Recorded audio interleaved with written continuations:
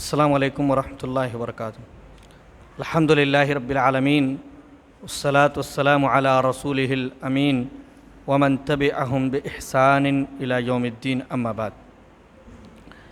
کتاب التوحید کے آج کے اس درس میں 18واں باب ہم پڑھیں گے، جس کا عنوان ہے اللہ تعالیٰ کی فرمان انک لا تہدی من احببت، آپ جسے چاہیں ہدایت نہیں دے سکتے کا بیان، صفحہ نمبر 108۔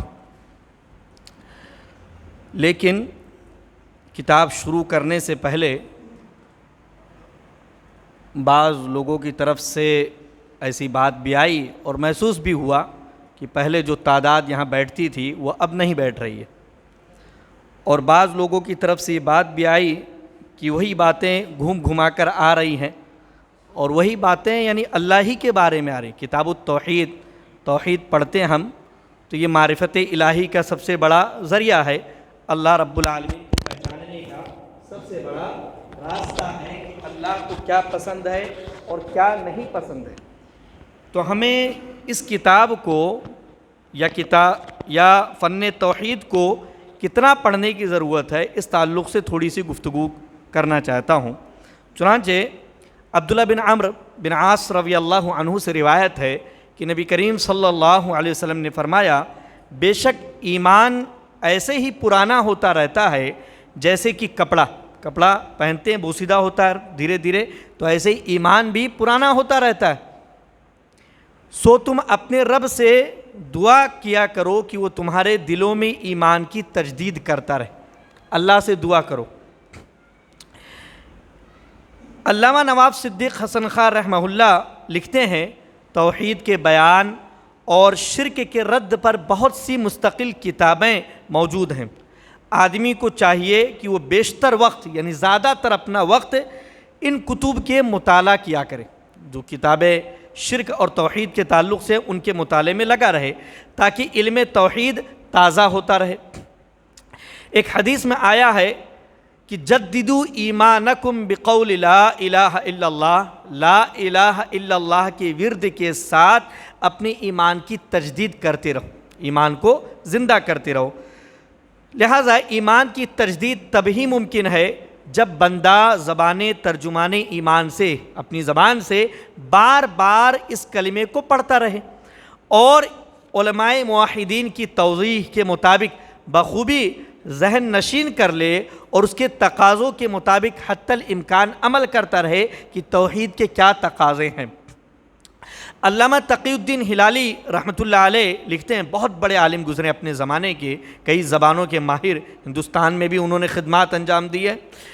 کہتے ہیں کتاب التوحید کو صرف ایک بار پڑھنا کافی نہیں ہے کہ آپ کتاب التوحید کو ایک بار پڑھ لیں ہو گیا، نہیں، بلکہ اسے میری طرح بار بار پڑھنا چاہیے۔ ایک بار ختم ہو جائے پھر دوبارہ شروع کر دیں، ایک بار مکمل پڑھ لیے دوبارہ شروع کر دیں، اس لیے کہ انسان کو برابر اس کی ضرورت ہے تاکہ ایک موحد کے ایمان میں مزید یقین و رسوخ حاصل ہو جائے اور ایک مشرک شرک سے توبہ کر لے۔ مشہور ہے یہ بات کہ ایک مرتبہ اس کتاب کے مصنف شیخ محمد بن عبد الوہاب رحمہ اللہ کے شاگردوں نے ان سے کہا کہ استاد جی، آپ ہمیں زیادہ تر عقیدہ توحید ہی کی تعلیم دیتے ہیں، بار بار یہی کتاب پڑھا رہے ہیں، یہی چیزیں بیان کرتے رہتے ہیں۔ یہ سن کر وہ خاموش ہو گئے، لیکن اگلے دن تشریف لائے تو کہنے لگے، ایک شخص نے شرک کا ارتکاب کیا ہے اور غیر اللہ کے نام پر جانور ذبح کیا۔ انہوں نے واضح کیا کہ شرک کا ارتکاب کیا، غیر اللہ کے نام پر جانور ذبح کیا۔ شاگرد جو بیٹھے تھے یہ بات سن کر کچھ متعجب نہ ہوئے، انہیں کچھ تعجب نہ ہوا اور خاص فکر مند نہ ہوئے، اور ایک معمولی بات کی طرح اسے نظر انداز کر کے سبق پڑھنے لگے کہ کوئی بات نہیں، چلو آگے چلتے ہیں، پڑھتے ہیں۔ اس کے بعد شیخ رحمہ اللہ نے فرمایا کہ اصل میں بات جانور ذبح کرنے کی نہیں تھی، وہ بات جو میں نے کہی کہ جانور ذبح کیا، انہوں نے شرک کیا، یہ بات نہیں تھی، بلکہ اس شخص نے ایک محرم عورت سے بدکاری کا ارتکاب کیا، اس نے زنا کر لیا۔ شرک کا ذکر کیا کہ شرک کیا تو تعجب نہیں کیا لوگوں نے، کوئی بات نہیں، ہاں چلو پڑھتے ہیں آگے. لیکن انہوں نے کہا کہ اس شخص نے زنا کیا ہے. تو جیسے ہی انہوں نے کہا کہ اس شخص نے زنا کیا، ان شاگردوں نے یہ بات سنی، بہت لال پیلے ہو گئے، غصہ ہوئے اور اس شخص پر لعنت ملامت کرنے لگے. کیسا بدکار انسان ہے، کیسا ملعون شخص ہے، کیسا گناہ کیا. تو جب یہ حالت انہوں نے اپنے شاگردوں کی دیکھی تو انہوں نے کہا کہ جس پر شیخ رحمہ اللہ نے اس حالت کو دیکھ کر فرمایا کہ دیکھو، جب تم نے ایک شخص کے شرک اکبر کے متعلق سنا کہ فلاں شخص نے شرک اکبر کیا تو تمہیں اتنا غصہ نہیں آیا. اب جو غصہ کر رہے ہو اتنا غصہ نہیں آیا جتنا زنا کاری کی بات سن کر طیش میں آ گئے تم لوگ، غصہ کرنے لگے. کہتے ہیں حالانکہ زنا کے باوجود وہ شخص مسلمان ہی رہا. زنا کیا اس نے، اس کے باوجود وہ مسلمان رہا، کافر نہیں ہو گیا. جبکہ شرک اکبر سے تو ایمان ہی ختم ہو جاتا ہے، بندہ مسلمان ہی نہیں رہتا ہے اگر اس کی ساری شرطیں وغیرہ سب وہاں پائی جا رہی ہیں. لہٰذا تمہیں عقیدہ پڑھنے کی مزید ضرورت کہ ایک گناہ جس سے آدمی گنہگار ہوا، گناہ کبیرہ تھا، اس پر تو تم اتنے لال پیلے ہو گئے، غصہ کرنے لگے. لیکن ایک گناہ جس کی وجہ سے انسان مسلمان اسلام سے ایمان سے باہر نکل جاتا ہے، اس پر تمہیں کوئی فرق نہیں پڑا. اس لیے ضرورت ہے تم مزید اپنے ایمان کو تازہ کرو، عقیدے کی کتابیں مزید پڑھو تاکہ تمہیں یہ احساس ہو جائے کہ عقیدہ توحید کس قدر اہمیت کا حامل ہے اور دیگر گناہ ویسے نہیں ہیں. اور آج بھی ہمارے سماج و معاشرے میں یہ حالت ہے. زنا نماز چھوڑنے سے چھوٹا گناہ درجے میں، تفاوت میں، لیکن ہم گناہوں کے تفاوت کا خیال نہیں کرتے. کوئی شخص بدکاری کر لیتا ہے تو ہم بڑے آگ بگولا ہو جاتے ہیں، بہت غصہ کرنے لگتے ہیں، اس کے تعلق سے بہت ساری باتیں ہوتی ہیں. لیکن ہمارے سماج میں نمازوں کا چھوڑنا عام ہے، ہم اس پر وہ ریئیکشن نہیں ہوتا ہمارا جو دوسرے گناہوں پر ہوتا ہے. تو توحید کو پڑھنا کتنا ضروری، یہ بیان کرنا مقصد تھا. اس لیے یہ نہیں کہ ایک بار پڑھ لی ہم، اس میں بار بار اللہ کا ذکر آ رہا ہے، اللہ کے بارے میں باتیں ہو رہی ہیں، کس سے خوش ہوتا ہے، کس سے ناراض ہوتا ہے، کیا شرک ہے، کیا توحید ہے، یہی ساری باتیں ذکر کی جا رہی ہیں. تو آدمی کے ذہن میں یہ شعوری غیر شعوری طور پر کہ بار بار وہی باتیں ہم پڑھ رہے ہیں، بار بار وہی باتیں پڑھ رہے ہیں. تو کتنا پڑھنا ہم اور آپ سمجھ لیں، اپنے اعتبار سے سمجھ لیں کتنا، کہ ہم نے کیا شرک کو شرک کا درجہ دیا یا شرک کو درجہ نہیں دے رہے ہم. وہ چلتے ہیں. چنانچہ آج یہ 18واں باب ہے. اللہ تعالیٰ کے فرمان انک لا تہدی من احببت ولکن اللہ یہدی من یشاء کی بیان میں اس تعلق سے دلیل دیتے ہیں کہ پہلی دلیل صحیح بخاری اور مسلم کے اندر ہے. میں اردو ترجمہ پڑھتا ہوں کہ جب ابو طالب کی موت کا وقت قریب آیا، 5ویں لائن سے شروع ہے کہ جب ابو طالب کی موت کا وقت قریب آیا تو ان کے پاس رسول اکرم صلی اللہ علیہ وسلم تشریف لائے اور ان کے پاس پہلے ہی سے عبداللہ بن ابو امیہ اور ابو جہل بھی بیٹھے ہوئے تھے. آپ صلی اللہ علیہ وسلم نے ابو طالب سے کہا، اے میرے چچا جان، کلمہ لا الہ الا اللہ کا اقرار کر لیں، زبان سے اعتراف کر لیں، دل میں ہے یا نہیں وہ الگ، لیکن زبان سے اقرار کریں، دل میں تو ہونا چاہیے. میں آپ کے لیے یہی کلمہ اللہ تعالیٰ کے ہاں بطور دلیل پیش کروں گا. آپ جب زبان سے اقرار کر لیں گے تو میں اسے اللہ کے ہاں بطور دلیل پیش کروں گا آپ کے حق میں. وہ دونوں عبداللہ بن ابو امیہ اور ابو جہل بولے، کیا تم عبد المطلب کے مذہب کو چھوڑ دو گے؟ دونوں وہاں بیٹھے ہوئے تھے. تو ابو طالب سے کہنے لگے تم عبد المطلب یعنی اپنے باپ عبد المطلب کے مذہب کو، دین کو چھوڑ دو گے؟ آپ صلی اللہ علیہ وسلم اور دونوں سردار بھی اپنی اپنی باتیں دہراتے رہے. اللہ کے رسول کہتے رہے چچا جان کلمہ لا الہ الا اللہ کا، لا الہ الا اللہ کا اقرار کر لو، اور یہ لوگ بھی کہتے رہے کہ اپنے عبد المطلب اپنے باپ کے دین کو چھوڑ دو گے. آخری بات جو ابو طالب نے مرنے سے پہلے کہی وہ عبد المطلب کے مذہب پر قائم ہے. انہوں نے کہی کہ وہ عبد المطلب کے مذہب پر قائم ہے اور انہوں نے لا الہ الا اللہ کا اقرار کرنے سے منع کر دیا. نبی کریم صلی اللہ علیہ وسلم نے فرمایا جب تک مجھے روکا نہ جائے میں آپ کے لیے مغفرت کی دعا کرتا رہوں گا، کہ جب تک اللہ مجھے روکے گا نہیں میں آپ کے لیے دعائے مغفرت کروں گا. اس پر اللہ تعالیٰ نے یہ آیت نازل فرمائی، ما کان للنبی والذین آمنوا ان یستغفروا للمشرکین، کہ نبی اور اہل ایمان کو زیبا نہیں یعنی جائز نہیں، نہ نبی کے لیے جائز ہے نہ کسی اور مومن کے لیے جائز ہے کہ وہ مشرکین کے لیے مغفرت کی دعا کریں. ہم اور آپ سماج میں دیکھتے ہیں کوئی فلمی ایکٹر مر جاتا ہے کوئی بڑا سیاستداں مر جاتا ہے، فلمی ایکٹر جو بطور نام مسلمان بھی ہیں، ان کا ایمان، ان کا اسلام کیسا ہے؟ الحمدللہ اس مسئلے میں علماء اہل حدیث بہت ہی محتاط رہتے ہیں، کبھی ان کے تعلق سے فتویٰ نہیں جاری کرتے کہ وہ کافر ہو گیا، وہ مومن ہے، واضح ہے ان کا، زیادہ بولنے کی ضرورت نہیں رہتی ان کے تعلق سے، جیسے اور دیگر مسالک کے علماء گفتگو کرتے ہیں ان کے تعلق سے۔ لیکن ہمارے بہت سارے نوجوان اس معاملے میں بہک جاتے ہیں، ریسٹ ان پیس، RIP، ایسے لکھتے ہیں نا RIP، ریسٹ ان پیس، کہ وہ سکون سے رہے۔ ایک کافر مر رہا ہے، آپ اس کو سکون سے رہنے کی دعا کر رہے ہیں، اللہ رب العالمین نے منع کیا، اللہ رب العالمین نے منع کیا ہے۔ تو اس تعلق سے بہت ہی احتیاط اختیار کرنے کی ضرورت ہے۔ اور اللہ تعالیٰ نے ابو طالب کے بارے میں یہ آیت نازل فرمائی، یہ انک لا تہدی من احببت ولکن اللہ یہدی من یشاء۔ پہلی آیت جو ہم نے پڑھی، ما کان للنبی والذین آمنوا ان یستغفروا للمشرکین، یہ آیت سورہ توبہ کی آیت نمبر 113 ہے، اور یہ آیت انک لا تہدی من احببت ولکن اللہ یہدی من یشاء سورہ قصص کی آیت نمبر 56 ہے، کہ اے محمد صلی اللہ علیہ وسلم، آپ جسے چاہیں ہدایت نہیں دے سکتے، لیکن اللہ جسے چاہتا ہے ہدایت دیتا ہے، اللہ کے اختیار میں سب کچھ ہے۔ ہدایت کی دو قسمیں، نیچے جو درج ہے، ہدایت کی دو قسمیں۔ پہلی قسم ہے ہدایت توفیق، ہدایت توفیق، اس پر صرف اللہ تعالیٰ ہی قدرت رکھتا ہے، توفیق دے دے کہ وہ صحیح راستے پر چلے، صحیح راستے پر آ جائے، اس پر صرف اللہ ہی قادر ہے، کوئی اور نہیں کر سکتا۔ اور آیت میں یہی ہدایت مراد ہے کہ ہدایت توفیق آپ نہیں دے سکتے، ہدایت توفیق آپ نہیں دے سکتے ہیں۔ دوسری ہدایت دلالت و رہنمائی، راستہ بتلا دینا، جیسا کہ نبی کریم صلی اللہ علیہ وسلم نے بتلایا کہ یہ دین اسلام کا راستہ ہے، یہ اللہ کا راستہ ہے، بتلا دیا، چلا نہیں سکے کسی کو، چلانا یہ اللہ کا کام ہے، چلنے کی توفیق دینا، چلانا یہ اللہ کا کام ہے۔ نبی کریم صلی اللہ علیہ وسلم کے پاس جو ذمہ داری تھی اور جو کر سکتے تھے وہ صرف بتلانا، کہ آپ بتلا سکتے تھے یہ راستہ صحیح ہے، یہ راستہ غلط ہے۔ چنانچہ ہدایت دلالت و رہنمائی دوسری قسم، جیسا کہ نبی کریم صلی اللہ علیہ وسلم نے اپنی امت کی رہنمائی فرمائی، اور وَإِنَّكَ لَتَهْدِي إِلَىٰ صِرَاطٍ مُسْتَقِيمٍ، بے شک آپ راہ راست، سیدھے راہ کی رہنمائی کر رہے ہیں۔ اس آیت میں سورہ شورى کی آیت نمبر 52 میں وہی ہدایت دلالت و رہنمائی مراد ہے کہ آپ رہنمائی کر رہے ہیں، بتلا رہے ہیں کہ یہ راستہ سیدھا ہے، یہ راستہ ٹیڑھا ہے، آپ اتنا کر رہے ہیں۔ کہتے ہیں مؤلف رحمۃ اللہ علیہ نے اس باب کو اس لیے ذکر کیا کہ کوئی بھی شخص کسی کو بھی ہدایت توفیق نہیں دے سکتا، کتنی بھی کوشش کر لے، کوئی کسی کو ہدایت توفیق چلا نہیں سکتا۔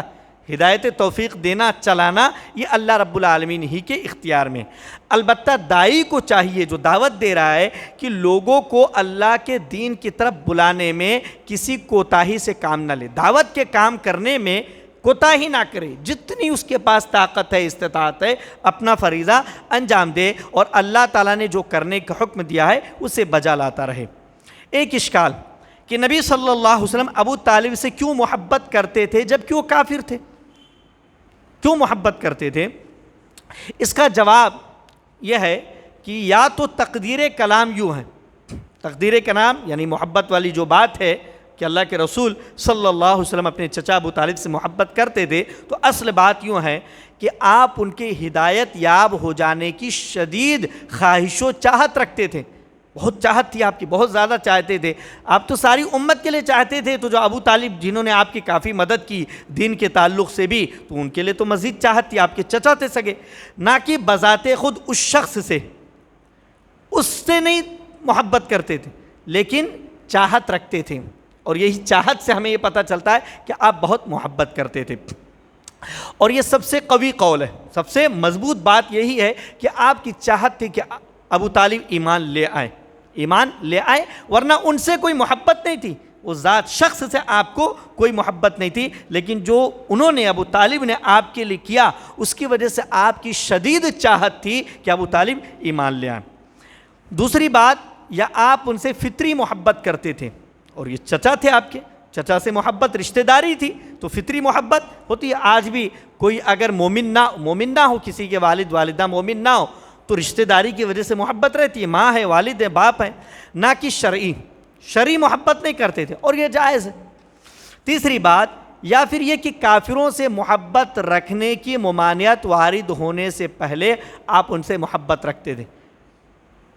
جب تک منع نہیں تھا تب تک آپ محبت کرتے تھے، جب اللہ رب العالمین نے منع کر دیا کہ کافروں سے محبت نہیں رکھنی ہے تو آپ نے محبت رکھنا چھوڑ دیا۔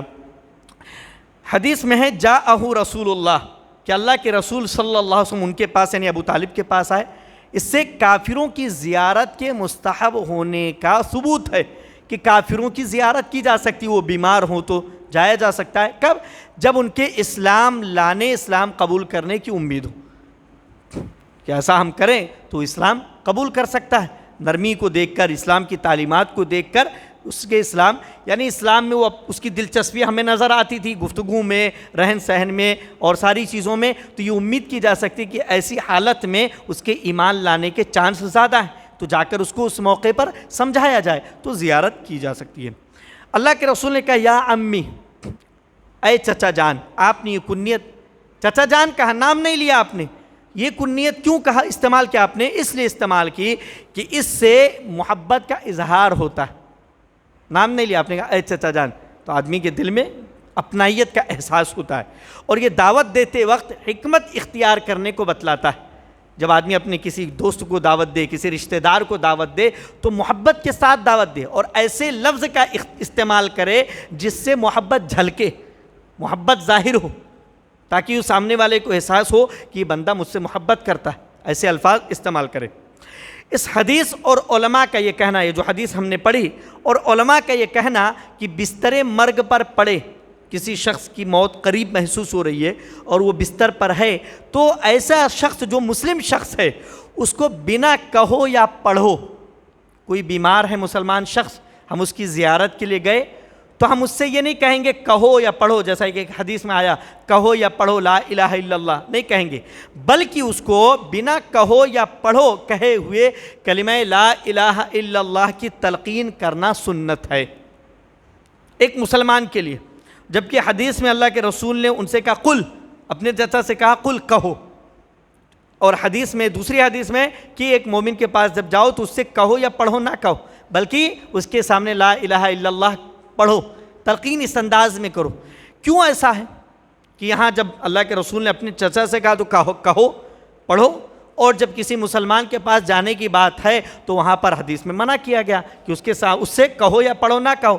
تو دونوں حدیثوں کے درمیان جمع کیسے کریں گے، تطبیق کیسے دیں گے؟ تعارض، تضاد ہو گیا، اختلاف ہو گیا۔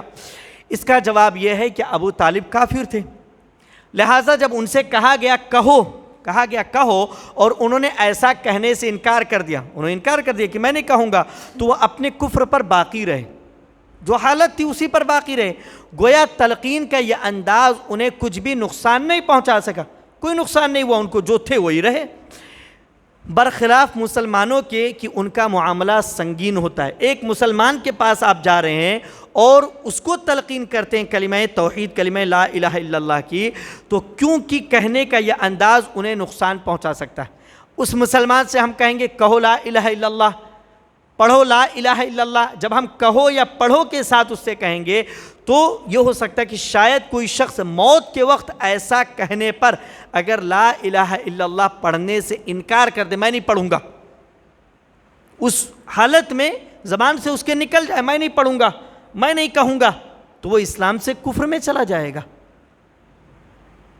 ایک مسلمان سے اگر ہم ایسا کہیں اور وہ کہہ دے میں نہیں پڑھوں گا، نہیں کہوں گا، تو اسلام سے کفر کی حالت میں چلا جائے گا۔ کافر سے ہم نے کہا تو وہ کافر تھا، کافر ہی رہا، لیکن ایک مسلمان سے ہم نے کہا پڑھو کہو اور اس نے کہہ دیا نہیں پڑھوں گا، نہیں کہوں گا، تو خطرہ ہے کہ وہ اسلام سے کفر کی حالت میں چلا جائے گا۔ اس لیے نبی کریم صلی اللہ علیہ وسلم نے ایک مسلمان سے ایسا کہنے سے منع کیا، بلکہ صرف اس کے سامنے اس کلمہ توحید کو بلند آواز سے ذکر کرنے کے لیے کہا تاکہ ایک مسلمان سن کر اپنی زبان سے ان کلمات کو ادا کرے، منع والی صورتحال نہ ہو کہ منع کر دے میں نہیں کہوں گا۔ حدیث میں حضرت یعنی موت کی علامات ظاہر ہونا شروع ہو چکی تھی ابو طالب پر، مگر ابھی موت نہیں آئی تھی، ایسی صورت میں کیا اس کی توبہ مقبول ہوگی؟ موت کی علامتیں دکھ رہی ہیں تو کیا توبہ مقبول ہوگی؟ تو کیا ہے راجع قول؟ صحیح بات یہ کہ توبہ مقبول نہیں ہوگی۔ جب مرنے والی حالت ہو جائے اور ایسی صورت میں آدمی توبہ قبول کرنے کی کوشش کرے، توبہ کرنے لگے تو اس کی توبہ قبول نہیں ہوتی ہے، کیونکہ آیت وَلَيْسَتِ التَّوْبَةُ لِلَّذِينَ يَعْمَلُونَ السَّيِّئَاتِ حَتَّى إِذَا حَضَرَ أَحَدَهُمُ الْمَوْتُ، سورہ نساء کی آیت ہے کہ ان کی توبہ نہیں، ایسے لوگوں کی توبہ نہیں جو برائیاں کرتے چلے جائیں یہاں تک کہ جب ان میں سے کسی کے پاس موت آ جائے تو کہہ دے میں نے اب توبہ کی، برائی پر برائی کر رہا، برائی پر برائی کر رہا، اور جب مرنے والی حالت ہو گئی تو کہہ دے کہ انی اتوب، میں تو توبہ کر رہا ہوں، تو اس حالت میں توبہ نہیں ہے، اس حالت میں توبہ نہیں ہے۔ تو اس حدیث کے بالکل موافق ہے۔ لہٰذا ایک کافر تھے، دوسری بات جو آئی کہ نبی کریم صلی اللہ علیہ وسلم فرمائے احاج لک، کافر تھے تو کافر کے تعلق سے یہ بات اللہ کے رسول نے ان سے کہی کہ کہہ دیں اس کلمے کو، اس کلمے کی بنیاد پر میں اللہ رب العالمین سے آپ کے لیے سفارش کروں گا، آپ کے لیے بات کروں گا۔ اب جو صورتحال ہے کہ کوئی مرنے کی کیفیت میں ہو اور وہ توبہ کرنا چاہے نہیں کر سکتا، اس کی توبہ قابل قبول نہ ہوگی، جیسا کہ فرعون کی حالت تھی، جب ڈوب رہا تھا، مرنے کا وقت ہو گیا، تب کہہ رہا کہ میں موسیٰ اور ہارون کے رب پر ایمان لاتا ہوں، تو اللہ رب العالمین نے کہا الآن وقد کنت فی، کہ اب ایمان لا رہے ہو، اس سے پہلے تم کس قدر غفلت میں پڑے ہوئے تھے، اب ایمان کا کوئی فائدہ نہیں ہے۔ نبی کریم صلی اللہ علیہ وسلم نے فرمایا احاج لک، ابو طالب سے کہا تھا میں اللہ تعالیٰ کے پاس اس کے ذریعے، یعنی اس کلمے کے ذریعے آپ کے لیے حجت قائم کروں گا، بات کروں گا۔ آپ نے اس کی ضمانت نہیں لی، صرف حجت قائم کرنے کے بعد کی، یہ ضمانت نہیں لی کہ اس سے آپ کو فائدہ ملے گا، اس سے فائدہ پہنچے گا، یہ ضمانت نہیں لی تھی کہ آدمی کہہ سکتا نا کہ اللہ کے رسول نے دیکھو مرنے کی کیفیت میں ان سے کہا تھا، یعنی توبہ قبول ہوگی۔ تو دوسری بات یہ ہے کہ آپ نے ضمانت نہیں لی تھی، آپ نے کہا تھا میں اللہ سے بات کروں گا، آپ کے لیے حجت کروں گا، میں ضمانت نہیں لی تھی کہ اس سے کچھ فائدہ ہو جائے گا۔ تیسری بات، یہ صرف نبی کریم صلی اللہ علیہ وسلم کے ساتھ خاص ہے کہ اپنے چچا کے کفر کے باوجود وہ ان کے حق میں دعائے شفاعت کریں گے، شفاعت کی دعا کریں گے۔ چوتھی بات، یا علامات وفات ظاہر ہونے کے بعد اسلام پیش کرنے کا معاملہ ابو طالب کے ساتھ خاص ہے۔ یہ مترجم نے اپنی طرف سے لکھی کہ جو مرتے وقت اللہ کے رسول نے اسلام پیش کیا، اس کی وجہ یہ کہ یہ چیز، یہ بات صرف ابو طالب کے ساتھ خاص رہی، انہوں نے اپنی بات کہی، اس کی دلیل کا پتہ نہیں۔ مسیب اور عبداللہ بن امیہ رضی اللہ عنہما نے اسلام قبول کیا، جبکہ ابو طالب اور ابو جہل نے نہیں کیا۔ یہ دونوں بھی اپنے زمانے میں سرکش تھے، اسلام قبول کر لیتے ہیں، اور ابو طالب اور ابو جہل اسلام نہیں قبول کرتے ہیں، جبکہ ابو طالب جو ہے اسلام کے لیے کتنے معاون تھے، کتنے ہمدرد تھے۔ اچھا، یہاں بڑی اہم بات، آخری اور بڑی اہم بات، کہ راوی نے کہا ہوا علی ملتی، ملت عبد المطلب، کہ جب ابو طالب سے اللہ کے رسول بار بار کہہ رہے تھے کہ یہ کلمہ کہہ دو، یہ کلمہ کہہ دو، اور ابو جہل اور عبداللہ بن ابو امیہ وغیرہ کہہ رہے تھے کہ تم اپنے باپ کے دین سے ہٹ جاؤ گے، تو آخری بات جو انہوں نے کہی تھی، جو لفظ انہوں نے کہا تھا، وہ کیا کہا تھا؟ انا، انہوں نے کہا تھا انا، یہاں پہ لکھا ہوا، اور انہوں نے کہا تھا انا مانے میں، کہ میں جو ہے عبد المطلب کے دین پر ہوں، مذہب پر ہوں۔ لیکن راوی نے جب ان کی بات نقل کی تو انا نہیں کہا، میں نہیں کہا، بلکہ کہا ہوا۔ کیوں کہا ہوا مانے وہ؟ تو راوی نقل کرنے میں کس قدر احتیاط برت رہے ہیں کہ ضمیر انا یعنی میں کی جگہ ہوا وہ کا استعمال کرنے سے راویان حدیث کا توحید کے باب میں شدید احتیاط کا پتہ چلتا ہے کہ نقل کر رہے ہیں، اور نقل کرنے میں بھی وہ نہیں کہہ رہے ہیں کہ انہوں نے کہا انا علی ملت عبد المطلب، کہ میں عبد المطلب کی ملت پر ہوں، عبد المطلب کے مذہب پر ہوں۔ بات سمجھے؟ راوی یہ بھی نہیں کہہ رہا کہ میں، نقل کرنے کے باوجود کہ ابو طالب نے کہا کہ میں عبد المطلب کے مذہب پر ہوں، میں نہیں کر رہے ہیں، میں نہیں کہہ رہے ہیں کہ آدمی اپنے بارے میں اس قدر احتیاط برت رہا کہ یہ لفظ نقل بھی نہیں کر رہا ہے، یہ حرف، یہ لفظ نقل بھی نہیں کر رہا کہ کہے میں عبد المطلب کے مذہب پر ہوں، بلکہ کہہ رہا ہے کہ انہوں نے کہا ہوا وہ عبد المطلب کے مذہب پر ہیں، تاکہ آدمی اپنے آپ کے تعلق سے محتاط رہیں کہ شرک میں نہ پڑ جائے، توحید اس کا خطرے میں نہ پڑ جائے۔ پڑھ لیتے ہیں تھوڑا سا اور چند منٹ میں مسائل۔ پہلا، آیت کریمہ جو ہم نے پڑھی انک لا تہدی من احببت ولکن اللہ یہدی من یشاء کی تفسیر ہم نے پڑھ لی کہ ہدایت کی دو قسمیں، ہدایت توفیق اور ہدایت رہنمائی۔ ہدایت توفیق صرف اللہ کے ہاتھ میں، ہدایت رہنمائی نبی کریم صلی اللہ علیہ وسلم کے اختیار میں تھا۔ دوسرا آیت کریمہ ما کان للنبی کی تفسیر کی ان کی موت پر غم کا اظہار اور ان کی تعزیت کرنا بھی حرام ہے۔ کتنے مسلمان اور نوجوان کفار کی موت پر غم کا اظہار کرتے ہیں، غم کا اظہار کرتے ہیں فلمی ایکٹروں پر اور دوسرے غیر مسلموں پر۔ دیکھیے جب کوئی مرتا ہے سوشل میڈیا پر ایسی چیزیں بھری ہوئی رہتی ہیں، تو ان کا توحید بڑا ہی کمزور ہے اس کا مطلب۔ تیسرا نبی کریم صلی اللہ علیہ وسلم کا فرمان قل لا الہ الا اللہ، آپ لا الہ الا اللہ میں کہیے ان مدعیان علم کی تردید ہے جو محض دلی معرفت کو کافی سمجھتے ہیں۔ بعض لوگ کہتے ہیں کہ ایمان دل میں ہے نا، زبان سے کہنے کی کیا ضرورت، مسلمان ہے نا، عمل کرنے کی کیا ضرورت ہے، اصل پردہ دل میں ہونا چاہیے۔ ایک شاعر کسی موقع پر اس نے کہا تھا کہ میری کئی بیٹیاں ہیں، میں ان کو پردے کے لیے نہیں کہتا ہوں، اصل پردہ تو دل میں ہونا چاہیے۔ اور پھر اس کے بعد کچھ مہینوں بعد پتہ چلا کہ بیٹی جو ہے کسی کے ساتھ فرار ہو گئی، کسی کے ساتھ فرار ہو گئی، تو یہ حالت ہے۔ تو ایسے بہت سارے لوگ کہتے ہیں کہ اصل تو دل صاف ہونا چاہیے، دل تو ہونا چاہیے صاف، لیکن ظاہر بھی صاف ہونا چاہیے، باطن اور ظاہر دونوں کی پاکیزگی ضروری ہے۔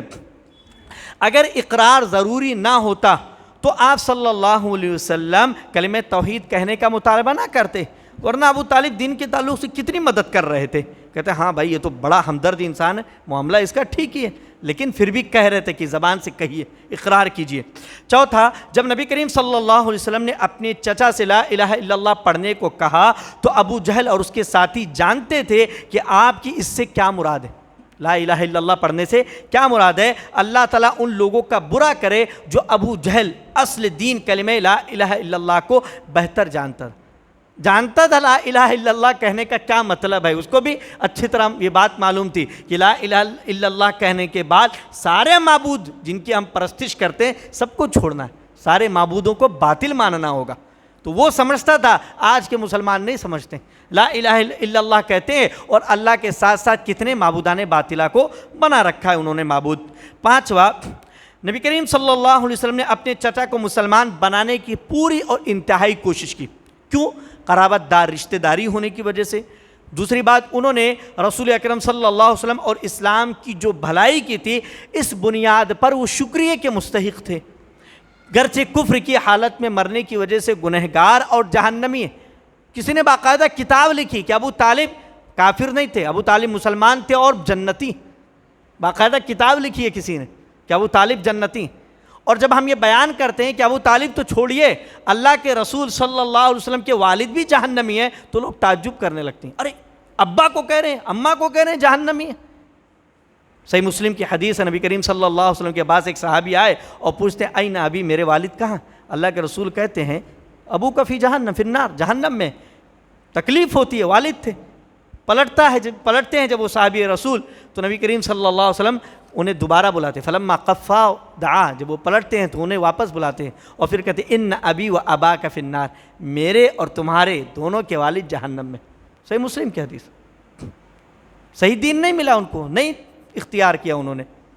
جو دین ابراہیمی تھا اس میں بھی شرک تو نہیں تھا، دین ابراہیمی میں زمانہ جاہلیت میں بھی جو دین ابراہیمی تھا اس میں شرک نہیں تھا، تو جو شرک سے بچے رہے ان کا معاملہ ٹھیک رہا، لیکن جو شرک میں ملوث ہو گئے ان کا معاملہ گڑبڑ ہو گیا، وہ پھر نجات نہیں پانے والے ہیں۔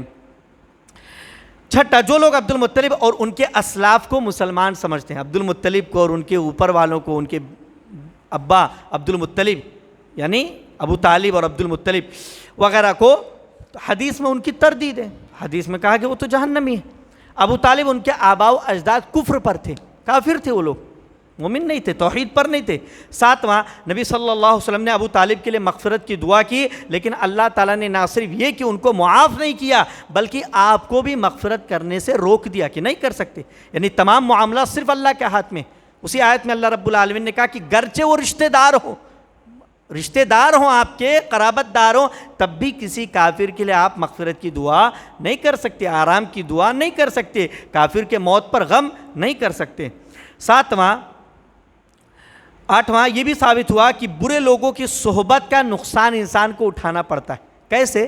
ابو جہل وہاں بیٹھا ہوا تھا، اگر وہ نہیں ہوتا، عبداللہ بن ابو امیہ اور ابو جہل وہاں نہیں ہوتے، تو یہ امید کی جا سکتی تھی کہ ابو طالب اپنے بھتیجے محمد صلی اللہ علیہ وسلم، نبی کریم صلی اللہ علیہ وسلم کی محبت میں اور کہنے پر ایمان لے آئیں، لیکن وہاں کافر کہہ رہے تھے، آر دلا رہے تھے، شرم دلا رہے تھے، تو زندگی تو تم نے عبد المطلب کے دین پر گزاری، اب مرتے مرتے اپنا دین چھوڑ دو گے، شرم دلا رہے تھے بار بار. تو لہٰذا انسان ایسے موقع پر شرمندگی محسوس کرتا ہے، اور غلط ہونے پر بھی اپنے آپ کو غلط نہیں مانتا، پیچھے نہیں ہٹتا ہے. تو بڑی حکمت کے ساتھ، تو یہاں بری صحبت کا نتیجہ کہ صحبت کا نقصان اٹھانا پڑا، اس لیے آدمی اچھے ساتھیوں کا انتخاب کرے، اچھے لوگوں کے ساتھ رہے. نواں، اپنے اسلاف و اکابر کی تعظیم میں غلو کرنا نقصان دہ. ابو طالب نے اپنے اسلاف، اپنے والد عبد المطلب اور ان کے جو اسلاف تھے، بڑے لوگ تھے، ان کی تعظیم کی کہ نہیں وہ میرے بڑے ہیں، میں ان کے دین پر رہوں گا، اس دین سے نہیں ہٹوں گا. جبکہ وہ باطل پر ہوں اور ان کی تعظیم کریں تو اس کا نقصان ہوتا ہے. باطل پرستوں کو اس میں ابو جہل کی استدلال کی وجہ سے مغالطہ ہے. ابو جہل نے استدلال کیا، ارے تم اپنے عبد المطلب کے دین کو، اپنے آباء و اجداد کے دین کو چھوڑ دو گے، وہ سب غلط تھے کیا؟ وہ سب غلط تھے. تو آدمی سمجھتا ہے ایسا تو نہیں، تو جو استدلال کیا وہ غلط ہوا، دھوکہ دیا. 11واں، نجات کا دار و مدار آخری زندگی کے اعمال پر ہے، جیسا کہ دوسرے حدیثوں میں بھی بڑی وضاحت کے ساتھ یہ بات موجود ہے. کیونکہ ابو طالب بوقت وفات اگر کلمہ کا اقرار کر لیتے تو انہیں ضرور فائدہ ہوتا، ایسی امید ہے، فائدہ ہوتا ہے، لیکن اقرار نہیں کیا تو کوئی فائدہ نہیں. 12واں، گمراہ لوگوں کے دلوں میں راسخ اس بڑے مغالطے آبا پرستی کے بارے میں غور و فکر کرنا چاہیے کہ اپنے باپ دادا کو بڑا سمجھنا. جیسا کہ قرآن کریم میں اللہ رب العالمین نے کئی مقامات پر اس بات کا ذکر کیا کہ جب انبیاء ان سے کہتے تھے کہ ایمان لے آؤ، جو نازل ہوا تمہاری طرف، جو رسول آئے ان کی بات پر ایمان لاؤ، تو کہتے تھے نہیں ہم تو ما وجدنا علیہ آباءنا، اپنے باپ دادا کو جس چیز پر ہم پائے ہیں ہم اسی کے مطابق چلیں گے. ہمارے باپ دادا تو سالوں سے ایسے چلتے تھے، اس طریقے پر تھے، وہ غلط تھے کیا؟ تو اللہ رب العالمین نے کہا کہ وہ بھی اور ان کے باپ دادا بھی گمراہ. تو آدمی اگر ایسا کہے تو اپنے باپ دادا کو صحیح سمجھنا یہ کسی طور پر درست نہیں. اللہ رب العالمین نے اس کی تردید کی کہ تم اور تمہارے باپ دادا دونوں گمراہ ہے. اس لیے ابو طالب کے قصے میں یہ جو واقعہ مذکور ہے کہ سرداران مکہ اسی مغالطے کی بنا پر ابو طالب کو دین حق سے روکتے رہے کہ اپنے باپ دادا کو چھوڑ دو گے، وہ غلط تھے، ان کی تعظیم کرو. حالانکہ نبی صلی اللہ علیہ وسلم نے مبالغے اور تکرار کے ساتھ ابو طالب پر کلمہ پیش کیا، بار بار ان کے سامنے کرتے رہے، چچا جان کہہ دیجئے، چچا جان اقرار کر لیجئے، چچا جان کہہ دیجئے. لیکن جو ابو جہل لگا ہوا تھا اپنے آباء و اجداد کے دین کے تعلق سے، تو اسی پر برقرار رہے، اور وہ بھی تعظیم اسلاف میں غلو کرنے کے باعث کفر پر اڑے رہے.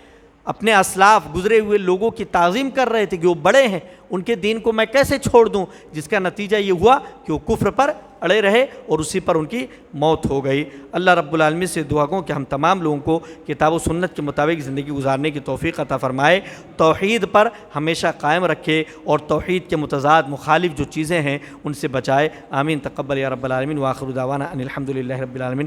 سبحانک اللہم و بحمدک اشہد ان لا الہ الا انت استغفرک و اتوب الیک.